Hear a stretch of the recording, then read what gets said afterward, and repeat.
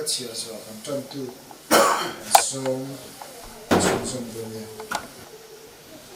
rombung le chang som thum pangana tu ka chia la kum sai la chung som do ne pathian thu ngai thang Krista mai na ta chu tu nye min chenan she om nai ne mo lung nai nei ne mo I du da nai ne mo tra min ne mo saru om nai ne mo lau om nai ne mo khan dei ne min chenan ni chang som thum asile chen sue chung som som a chuan min mangai tu awang chuan ro pui taka ngam tu kan ni thi na te nun na te vang tir ko te lal na te thil om sa te thil lo lo om tu te thil ti the na te sa na te thu na te thil siam dang reng reng poin kan lo pa Krista Isu om pathian mai na ta chu min chen thei la wang ti dik takin pashasia pathian em kan chia te Lalpan tharin manin som som se. Amen. Amen. En koma tran tu kamma som. Pathian tu thiang lim chia ri ngai thang lu. Tu fing te lum so paru. Real lo ruam an lok na chu ni hring chan ania lei chan na ro chu lalpa tanin ani. Mi amanga in apong som som thiang lima Nima sila lalpan riru te abu chin.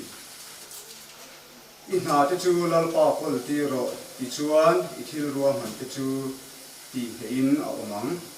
Lalpan thil zong zong hi chan nei thevin asiama ani take misual te ko hi ni thalo atan thilunga chapo pia te chu lalpa ta na ten anni.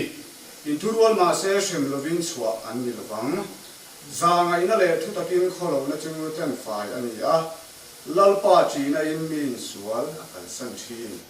atu thiang lim kan ngai sa te lam pan kan sa kan lo ni so sa ko se amen pathian na tu ni lo thong sai lu amen lalpa zanin thingin hun cha min la pe a kan lo me me malal pa he na lo thu kan am sile che amen mo ngai na te I za ngai na te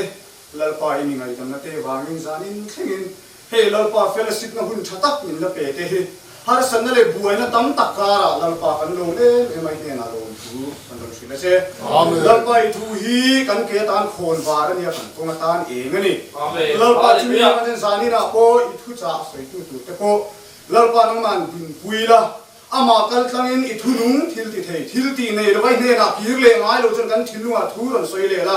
chu I thu nung chu thia ma zom thei tu rin min chan puya se amen hallelujah lalpa khowai takin kanin khom na tele ke ma ni tharau thiam ma min chen thil tat tu rin I khomai na kan lalpa Isu Krista hingin engki ma lo soi chungin kan lon li le che amen Trong trai ho na kan na yanga trong trai shoi tu chu ri tam walam ru la lien buanga ania buang puya ani min shoyanga trong trai the pui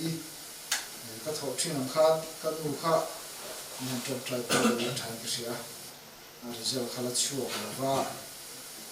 chak lo de ka min ni le vin nam te thiam he la kin thiam ang min ni pui ula ti kha kan thau le ni buang puya in so long kan trong trai mai trong trai thu bui thô tu này tan hun hong lo kam ít tàu nó chưa lên bơi tàu na đi ô ít tàu nó chưa lên bơi tàu na đi ô ít tàu nó chưa lên bơi tàu na đi ô bisau na mai Isu Kristo bisau na mkhatina Isu Kristo mi malti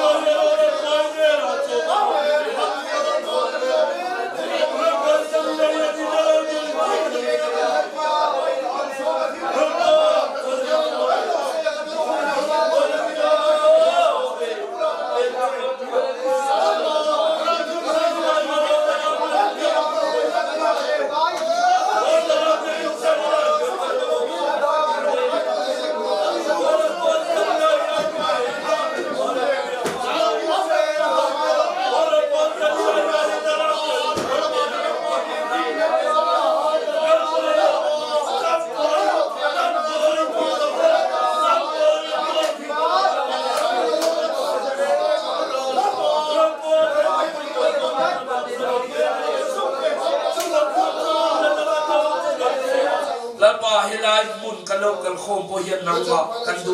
em chia lalpa khomat takin mizoram hi adam le thile turin lalpa kan zoram tan kan ron dingai hallelujah amen lalpa zadina hian ei min chiat puila lalpa hallelujah amen kan ram lalpa hi ni dam le la kan van du tak em lalpa zadina hian lalpa kan lo kan thil lo ti sual tak te bangin adam le la lalpa zadina hian lalpa kharau thiang im ne na rong bol to turin lalpa min tran puila zadina hian lalpa kharau thiang im poi mo sia kan sia lalpa chuan nei kan tu soi tu tur pon lalpa kan tu soi tu tur poi kharau thiang ima idin puya I kharau thiang mai chun kha lalpa nang ma zo kin thui I soi kan tu e bale lalpa zadina hian elai buno khom dei kan kallam ai kan holam no puina pakattar kan nei the tore lalpa mal min so sakla zadina elai pura lalpa kan member pui lo kan thei lo te po in bigin lo lalpa bigin mal kan lo soma lalpa lo om puila hallelujah lalpa suoli le ti boy thei ne zong zo I suamin kan do dale hallelujah amen lalpa zadina hian kan ngai chia hallelujah lalpa zadina hian elai pura hian nagi lo cheng le ne ti kan chian in lom thu kan lo thim che lalpa zere kan um le tu zong zong kut pharo pui kol te chungin chung zong zong chumin chan tui pai suamin kanon dile amen zai kan ngai khangal nei dol nanga walin sang puya so nanga zan hi kan sui le lok du chu hei sunari lal rot sang sila rot sang valte a ni puala khom kan ni ti kha sheila chain ka ani sunari burburia diala omania tripura lama omani chane tuna champi so anin pushwai khan missionary lalam de orun thangra tia mase I nizana khanin bembe khanaron sado thawin ga thawa chawang jan zanina hian khongai na mak moi le dum ti hagaron sadona hallelujah amen hallelujah rombol tu kanin tia zanina athushia chu hallelujah uson te khani meron shira kan pa khan kema thilung chuma hian na ve to pani chu engwange kan ti chuanin rombol tu kanin tia ama ro chu kan rombol na hian kan chiang lo mi rombolin kan chuak chawa tuna hianin kan holia adak lam kan nai zo chuwang chuan rombol tu iti te hi kanin infia ngai zan na hian khomai na mak moi le di moi le dum ti hagaran sadona tindung le ti tak segin min lo ngai khak sanga thiamin min lo sakpuinga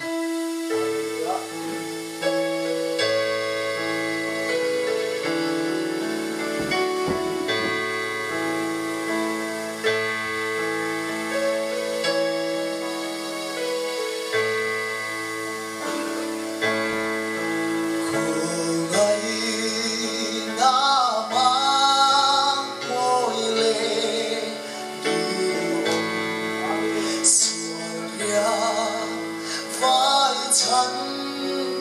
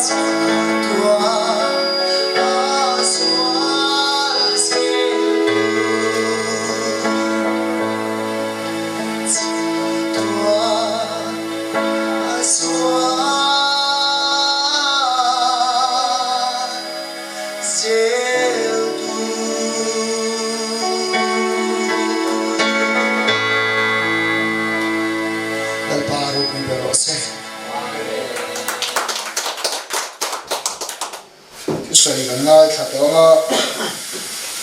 silo rot sama valte missionary Tripura mission field burburia bial athok ani la chomila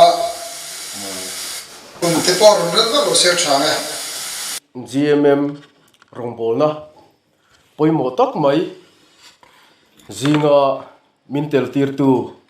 kan pathian ming fakin omro se amen hey helai muna hian mi khual lo intina deuh mai ka han neya hey tuna kan ministry chairman hi kan mel hriat thinte an ni boka tin hey mel hriat duam tak tak mai te rongbol la konga misul sul lo su thin tu tam tak mai te mel te kan muwa mel hriat deuh te vek mai in niya tin chu ti ruale ro chuan mel hriat sa lem lo te po tharau lam nuna kan mel hriat te lali su Krista in zom tat te kan ni awangin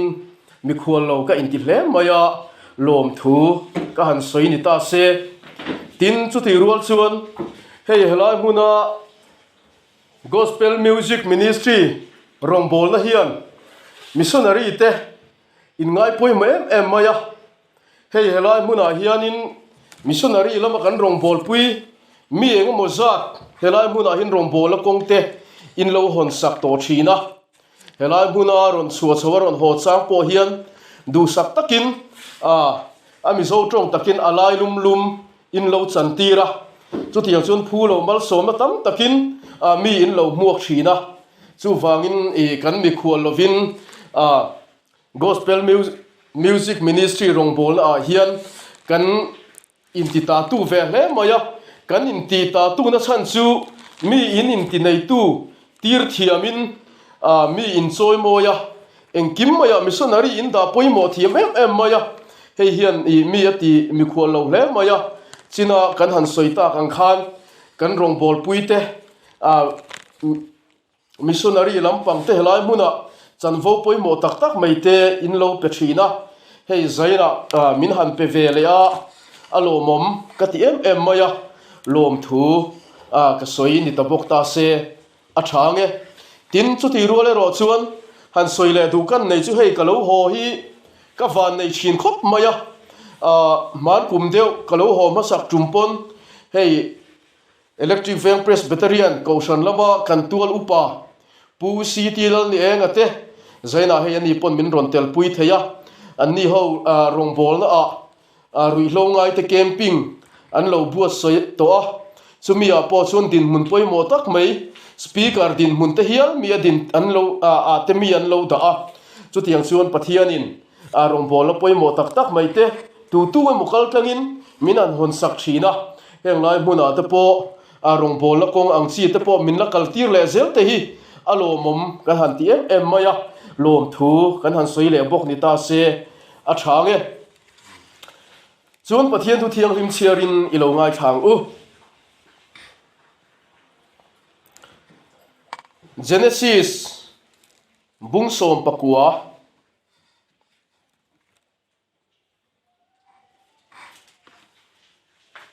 cha som ni pakua hian lo ngai tha ila Genesis bung som pakua cha som ni pakua hian tin heti hian ia pathian in phaizol khuwa te chu ati boral lai lota omna khuwa te chu ati boral lai chuan pathian in Abraham chu asharenga lota chu boral na zinga ta chu atir chuaka lalpa na thu thiang rim mal som ro se khongai na dial in tong tra yang lalpa kan pathian min mangai tu a chuanga pia ngin lalpa chu chuang ro se ti ani na anga kan chuan tu ra ilo omawang hian iming kan fakalom thu kan ron soye amen zain huna rong bol konga poimo tak mai gospel music ministry rong bol na min tel tir ve phal awang po hian lom thu kan ron soye zain ai khongai na puang chuak tu ra lalpa min ti na konga nang ron in puang chuak la lalpa ring tunun konga te kharalam nun konga te maso na kan nei thein turin zaina hin ron in puang so thar leang che amen ifa pa kanal pai so Krista mingin chung chu kan ron dile amen zain huna hian eng ang chi in nge min pe sei ti hi sia thiam har ka ti le maya hei report pe tur ang chi te emo le pathian thu tak puang suak tura ang chi ya te emo te po ani mai theya chu ti ruale ro chun hei tripura lam missionary ten indu sakna kan dong nem em maya khung lai muna kan rong bol na ang khu chu a hu ho rong bol na tim uakin rong kan bol tlang puya chu wangin report ang chi te po hi ai nang tlang thup mai om mangi o ti te po ril ruwa an om dewa chu ti ruale ro so kan report ani emo kan thu soya ni emo pathian thu ang vek lo ni ta se a thange tin hei rong bol ko ga hian ke hi ka extreme em maya chu ti ruale ro chon ka rong bol pui te hi an fak om hi ka ti thina ka extreme ngai tu hian mi hi an hom maya nga ti ril ru ka put lai te hian mi hi an ho reng lo maya mi hi an mangai em maya eng tik lai po hian mi hi an du sak em maya tripura la rama abi ga kan bia la kan tho pui te ho ku an fel hi ka ti thina khoilo kal na hin an kal chuak ta se ka tel vel lo na ang chia po hianin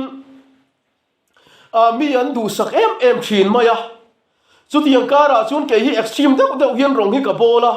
an zinga po khun tim u ka rong bol hi ni ma ila ke extreme em mai thina khung lai ang chia te phei chu Sunday ni te hi kan bazar ni te hi ni ya a mai ro chu Sunday ni te hian ka bazar ve du mi alova a chan chu ka thei tat lova ni ka rong bol pui te ta khan sual hi ka ti sak mi alova a chan chu khung lai a chung Christian ram an ni lova atam zok khu Hindu an ni ya chu wangin Christian te na kan ni ser ang chi te hi an ser ve lem lova chu wangin missionary ten mamo tam tak kan ne ya khang kan mamo te kha an bazar ni a chuan kan lei mai lo chuan mun da ni da mu tur hi om to thin lo fani chu wangin i ti lei thei ani lo fa chol ni po hi ser lei thei ani lo fa chu ti ruale ro chuan i keima chuan he chol ni bazar hi arem tak thin lo maya a shom te po hi ka ti ve thina tin chu ti ruale ro chuan hei thin to hian min mangai em maya cholni a bazar ve a bazar ngai si lo va ti ten a bazar kal ho hianin chome ka du zong te hi min ron hon sak thina ni zaina hianin i hemi ka tu soya hi in lo thir ve nge mai thei boka i ka rong bol pui ta kan ron in puang to ange in thil min ron hon hi alo mom ka ti em maya a mero chu pathian kharau thiang lim na min hruai dan ani lo wang hian ke ei thei lo hi in ho nu hian ka pai thina ni chu i mi in lo hriat thiam po ha ka du a chu vai chol ni in bazar le ni pon min ron hon sak du to lem lo la a tha in ka hri a in zaom ka ti mi in mangai em ka ti a tin chu mi pia lam rama chu mi pia ba ka chun thil pakhat han soile du kan nei chu Pathian hian thu thum lui hun ang chiếc chi hian mi hi a suai thin ni in ka sa thina ke ma pu hin ka kaldan hi awahan thu thum lui em o te po hi ka ti thina ni chu diang chia chung ka rong bol pui ta ta hin a sheom thin mo man o ti chang te po hi ka ngai tu thina ni chu ngai ro chung soi chuar a rem lo tam ta ka om tu ra ngai ta ila voi khat soi chu lo thei lo ni ka thiat han soi chu du chu thei hai min hun la hi ani ya thầy hai min khum tui zia chu in hrianga chu ta chuan in thei hai min hi ka mut lai hian in ron tlari dup zel maya chu ta chuan in phur tak mai in ka va thowa ka zuk char chia mai chu chol ni ani ti ka hre chuaka ka en wang fa ka ei cha sia a mai ro chu chol ni ani ti ka hre chuak le ti khan le ya ka zuk ngat thale ani ka thenom khovel te nan ron sar chura ka en liam mai maya a o chu ko ot ve khop mai chu dia zum pathian ina min hruai dan hi I adang em maya hemia hianin I katiang ka thian te ka rong bol puiten anti velo wang hian suala wangai sak khermo ti ve tur fa phut kher emo hi ka ti du lem lo vani a chan chu keima pathian tu soidan le ka thian te pathian tu soidan kha dang ka thian ten ka ti lo thil ro pui tak kan ti ya ti ve turin min phut kher lo ka ti ai ro pui tak kan ti ya ti ve turin min phut kher lo chu ti ang chia hiam thil ka lo ti awanga midang ina ang ti ve kher pathian ina min pol na adana wanga ka rong pol pui te a ngong ane khera hi thil chul ber ni in ka selem lo fa chu wangin I a worship ang chi lem lo ni lem lo ang chi hi chu ti tir ve kher le social kher hi I ka ti tur ani lem lo fani tin chu ti ro le ro chuan rong bol tu te reng hi pathian hi min van lo thuam ro pui em o ka ti ya ke hi trong thiam sak lo chi ka ni ya voi kha chu tripura ka om na po alrei vak lo ka om na masa a hian tu na chun hei ko san pui tling deuh mai a hian min son to a ka om na masa ka om la hian in kho mi chia hi ka in ti em maya ta song kan nun hi apik em maya Christian po kan na tle mani trong ka thiam mang si lo han hil tur khan so da chuan in le kan han ding chuak roi maya so da chuan en tik lai nge kha thil kha alo thlen hi ka shemi lo an trong hian thu ka soi pap maya ni lalpa ming fakin om ro sa Hallelujah. a chul huna pathian ina ami te min lo thuam sia mai ka chu amma khop mai ka soita ka chu mi zo trong chuan in khom poimo zia le kar khata chol ni voi khat a oma hemi tum hi chuan in khom sham tum tur ti ve kha an trong khan eng tin nge ka soi thei hi ka shemi lo tu na chun soi le don tai na ka soi thiam to lu tuk ringot a me ro chu khang lai khan trong hi ka na thiam mang mi lo chu da chuan in ka thleng chia amma ka tilu tukhi ka trong ho wa ka ngai tu chuaka ka tiang chia chi khan trong le ka tuma mi om lo lai ka soi thei to mi lo pathian tharau thiang hi na ami te lo thuam zia hi aro pui hi ka te thina ni anni pon kan trong a thiam to hle mai an tia ma se an nu le la ma soi thei mu mal ka nei le to tat lo mai ani so dia chunin ke ma ni to ka hian ti mai te ang pathian ina min thuam dan zo na hin soi tur hi atam hle maya eng po ni se hun te kan la nei ani chuan kan da soi zel tura ngai la thil hi amak em maya chu missionary te chia hi kan ni lo rong bol tu shim hi chu pathian hian khoi muna po ada na zo na hian rong bol mai la apoi mo huna hian min thuam mai ani Amen. chu rong bol tu ten kan sia thi apoi mo in ka sia a hei zoram hi karon thir thina tripura ramatang hian alo mom ka tin em chu missionary te aya inser missionary te aya trong trai nem missionary te aya rong bol la konga in pe mani zona in vong thiang lim kan tam khuan min ti thamuang thina ni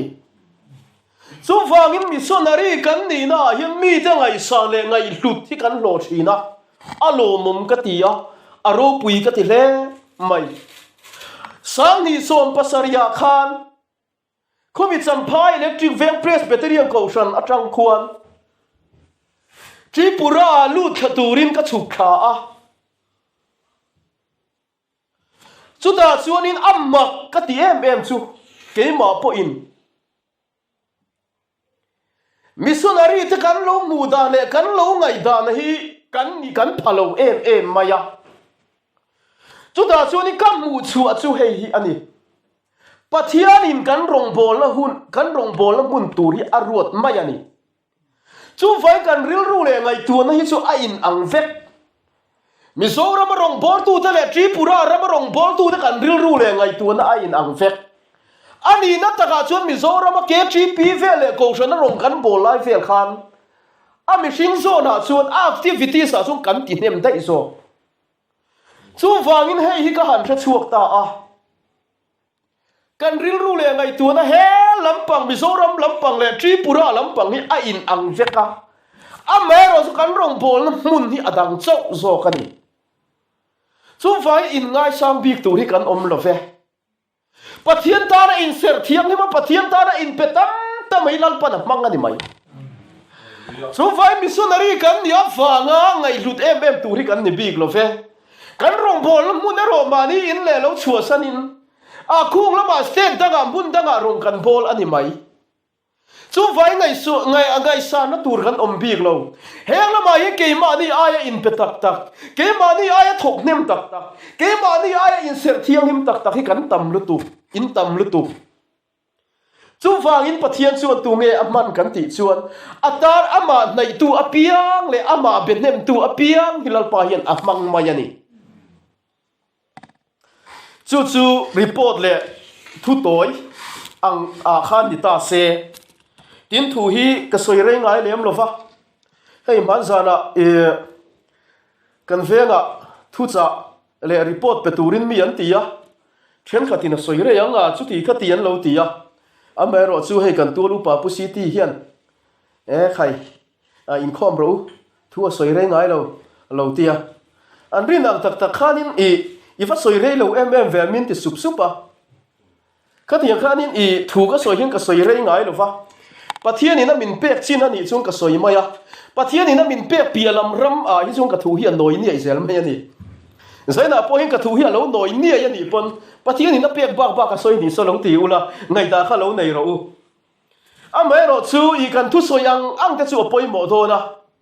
hei kan ministry GMM ministry ta hi engtin nge I thu soi la hin kan bu thu thin nga thin lo ka selova thu hi ka soi sei lo ma wang hian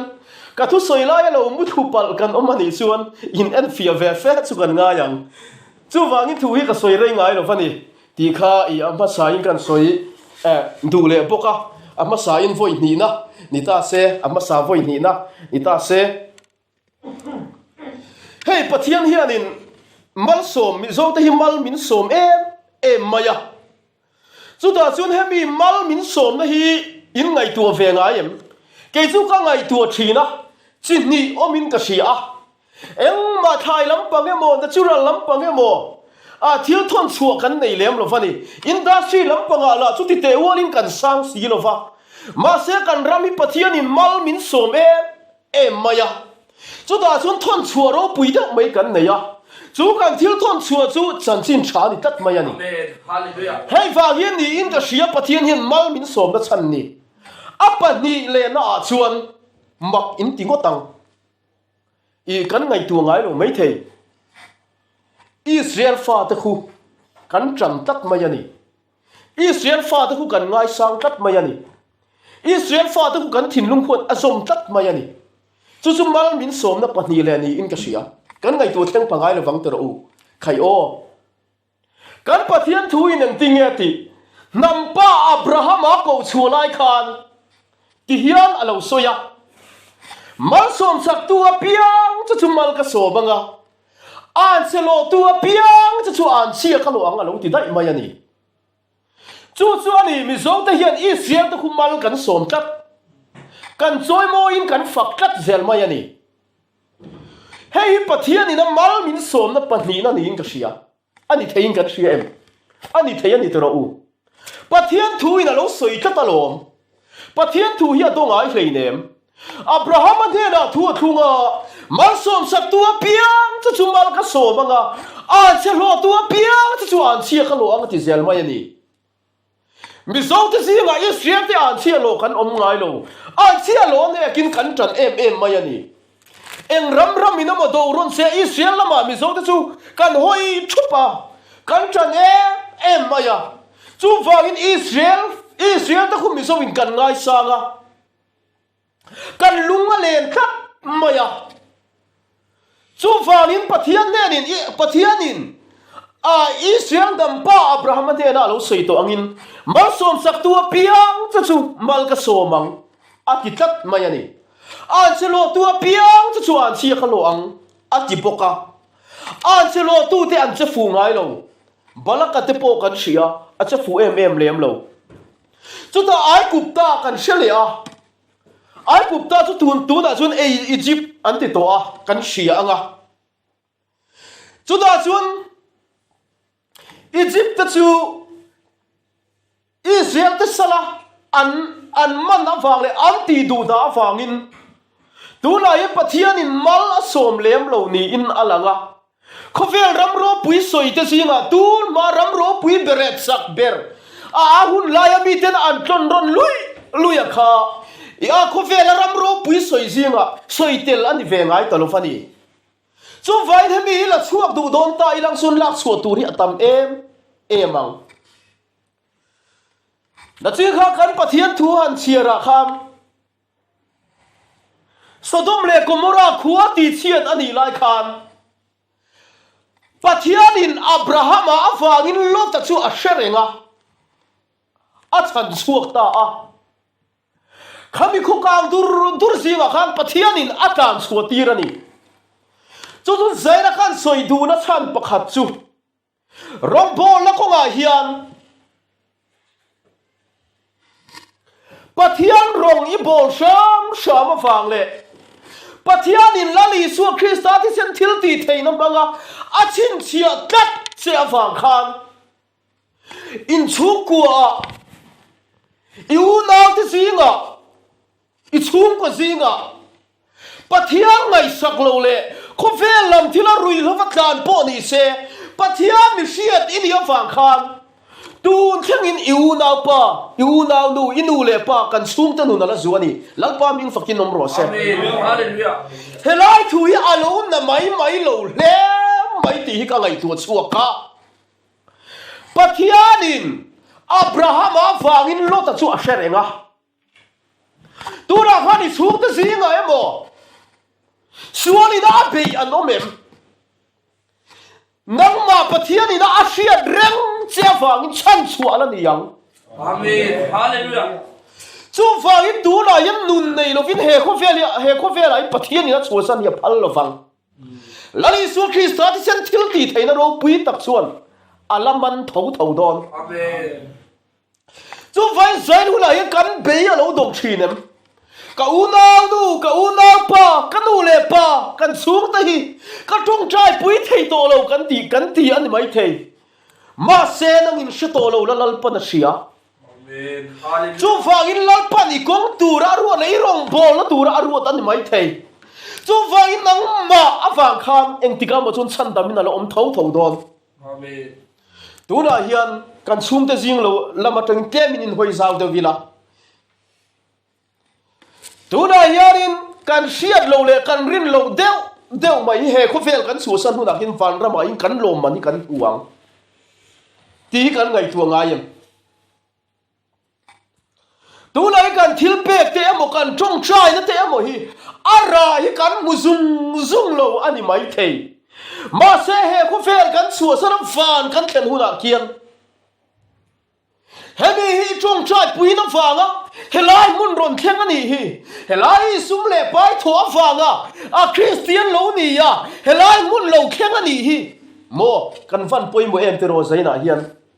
pathianin Abraham angai poi mo tuk ang zat hian lali su Krista ti sena wangin pathian hian min ngai poi mo ani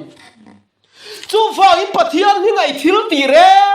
reng hi lo man kan san top lo wang eng tin nge he ta thui na ti cả mình ngắm pha cái túi xịt nấu khát bỏ xem tu chuan alo man à trang top lo phẳng thì anh chú vậy tu nó lại cái thổ ra em mồ cái thổ rim ra em mồ hi lấy là bài cái xem ha buốt lo anh mấy thầy mà se van kan thlen huna hian pathian hian ti hian min lo tiang ti ka ring thin hemi hi tong trai na awanga piang tharani hi hemi hi tholom thona awanga helai mun lo kheng piang thar ani hi Christian lo ni ta ani hi ti hian pathian hian kan rin lo deu lo man kan rin lo deu hi min mu ti rang ti hi ka ring thin ani chú vàng rong gan bộ nó có ngã thế riêng tu đun gan zo nó có sim mà ta hiện gan lâu chào chi nín gan lâu bấy đồng chi nem bắt hiền hiện voi lệ khata gan thò rim rai min mu tir sel hi atum lâu bắt hiền cho min call sắc kêu van rama alo min gan la dong don lal pa min fakin nom rose amen chú vai tu nu in i bấy đồng lo phang u ít ti chale u ít chan thar le ang u sai này là mu na gospel music ministry rong pol thì aboy hi ka fan ti tak em kan seng men in program ka tu duan nge ka shelo secretary duan pon ani mai thei atua po chulo ni ro se in khom ban ti kha amoy ka ti le mai ko sham program ko sham pol sang kan oma kami program za thiam tak maya atinga ministry kal kan nei hi awa nei thak ka ti ani lapan mang zel so ro se amen ti kha kan thua lut chole ta ila pathian in ka rong bol du lo ram le nam chu an la boral don si a ati ani pathian rong bol hi enge ni chia le ti hi soile lok kan du a mi zong in thu kan soi thei lo mi zong in tho lom tho tam tur po kan nei kher lo mi zong in sermen na kan thok thei lo tran tu na kan thok thei lo ani mai thei mero su pathian in ka rong bol tu ati hi tu ta nge ni pulpit ka rong bol la chau hi ani lo ka rong bol tu ati hi adu zong tia he ko vel su la chi sang la ka in ser thiak lima en tim nan rui lo te mo me chiam mi pana te ning chu ka dia ga pathian du lo zong nol ngam sim ai pathian in ka rong bol tu ti ani Israel fa te singa chun foi nga mo zat ka rong bol ro ati ka ta hian in va in thu ron soi ro ati lo pulpina hian thu ron soi chup ro ati lo ka rong bol ro ati mai ani adu lo zong thil chi sang soya kha adu lo zong thil chi sang ka ti lo mai tu ra ni chu ni pathian in ka rong bol ati chu ni mal som tu ra ti te zinga zai nen kan tel thai ani chu vein pathian rong hi bol ma yang u ta china kan bible han ngai kha han sira khan pathian in ka rong bol tu ati te amo pathian in abraham awangin lo ta chu sherenga han ti te kha ro pui le mai te ro zai nu nei kan thil ti hi thon lo fang pathian in ke mani awangin tu te mo hi sherenga ke mani awangin kan ko san loi na cheu te hi ala tinungang ke mani kal ta in kan sung ku kan khotang hi ala tinungang pathian mi shiat kan ni alom lali su Krista pathian in min chin si alom lali su Krista ti sena pathian in min chin si alom amen hallelujah chu fa in pathian min chin si na hi ro pui lu tu chu fa in pathian mi chin si ten pathian ra thuam fam ki ma in thuamin rammi na selang u ke mani fa in kan rong pol hi anungang ke mani fa in ko san rong pol na anungang ministry rong pol na anungang izin na isumo chuan na chiang lova nang ma wangin accident a pumpel thayani chu vain te tham le lian tham hi omlo pathian rong pol ko nga hian chu wangin eng poni se pathian ming ani chun eng kim hilal pan chin sia amen aro pui em mai ani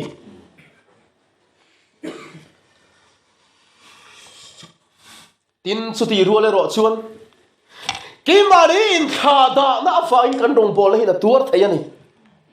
kan rong bol ni anung lo thei ani ke mani in kha da na awang hian hei apoi mo khop mai câu sân upa cái này chuan cái lâu in thà da em mà phải cái em call câu sân tới nhận thiết chụp thế chút tiếng in ministry à suy tu cái này mà KGP à suy tu cái này mà rong bol là bé poi mo tak taka suy tu cái này mấy thế mấy rồi chú kami akan in thà da nó xíu cái này chú cần rong bol này hiện tua thấy này chú phải giải hôn à hiện cái ngày tua tiền hiện poi mo cái tiền hôn hiện poi mo này chú phải cần poi mo này cần sửa vang tí cái lao chuyện cái mà cái nhìn mua phâu thế à hey missionary kan niya caution and call kan niya ni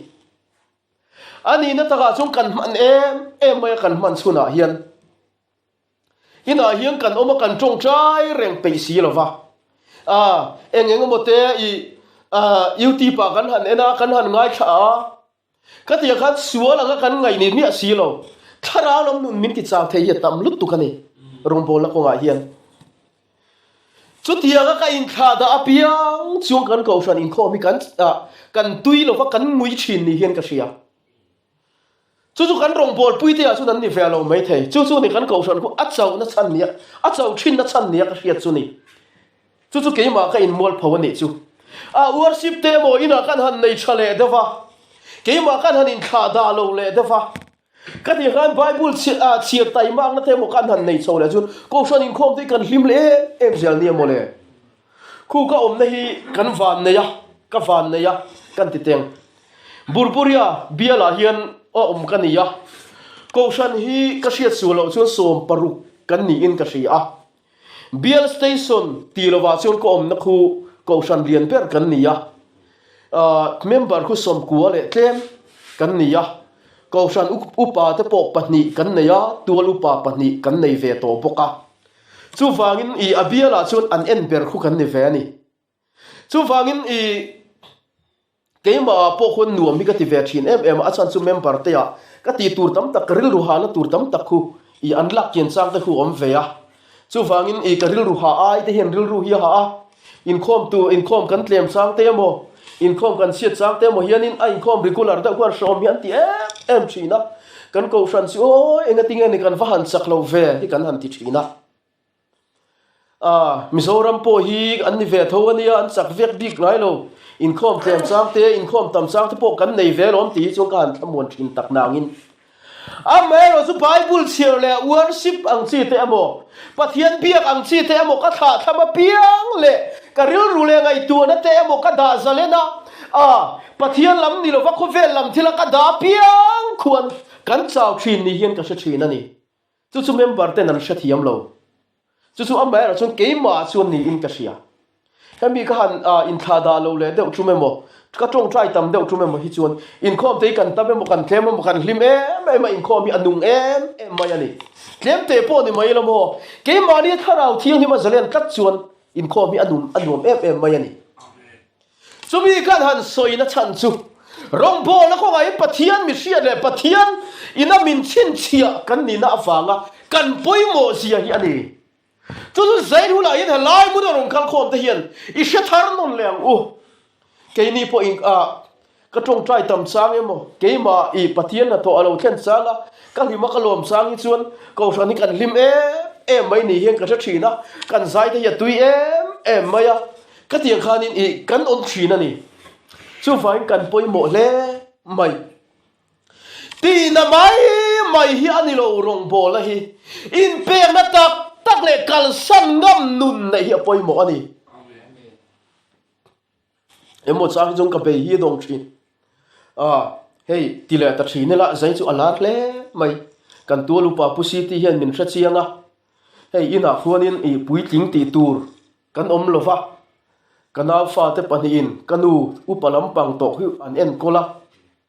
ku tiang khuanin ka ngai tu thina rong po la he tianga chuak tu hi kan ni lo male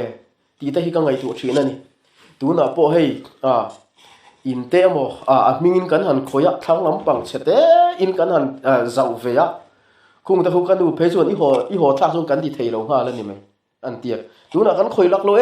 em maya ka tin mun poi mo han tur chu kan riat thiam mai ka ring en tir na mai ani chu ti mai ang cái aya i din mun shom tak tak atanga chu kan om karing chu wangin i panei to lo kan nia nu hova om kan nia chu ta po i apui tlingom chun kalan ni zui le ngala khatianga kan suak dai maya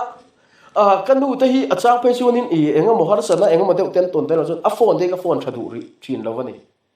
kirle hi ka chak thei lu tuk a shom hi ka te chin lu tuk kanun hi a chau pha chin lu tuk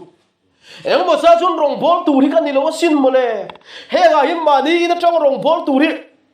rong bol ve tu ri kan ni sin mole rong kan bol ani pon ti hi ka ngai tu na hian om chin ani chu wangin a shom hi ka te chin na chang chuan amaro chu pathian in ke mani ati tur ada chafa chumi chu that ta ka kan ti mai hian pathian rong bol kan ni chu vai pathian in min da lo na muna hian om mai la anuam chuang mi lo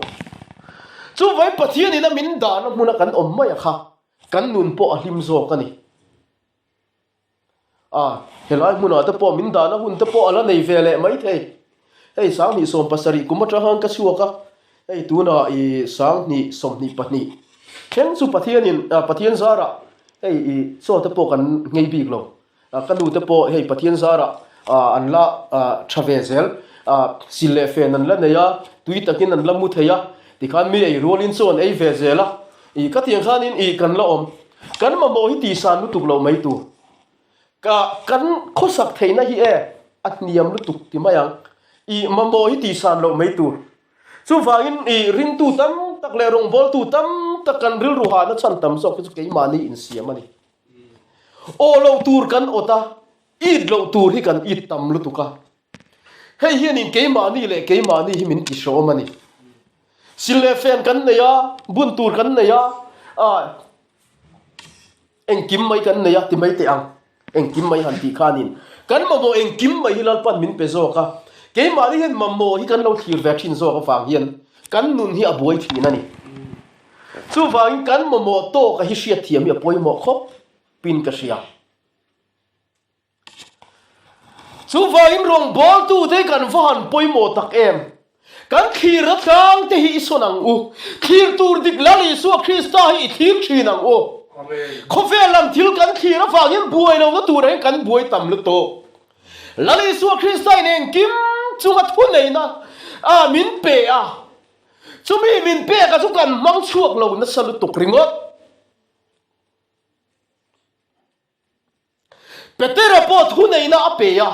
tui chunga kal thei na ape amaro chu kha ape ka mang dik lo fa lali su krista khain mai se tui pui kha na tui pui kha zan lampang te sia thim maya chu da chu ni na phone lúc mày bóc xì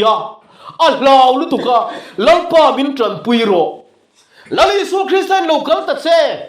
atito tui phone kal theina thu min pero thi ape maya phal takina pe maya lali su christa chuan longa chu na chuka longa tangina chuka toy te chu kal ve mai ma se thir lo tur ka thir ta ma zo na lali su om khanga tinga thir mai lo le thir lo tur sok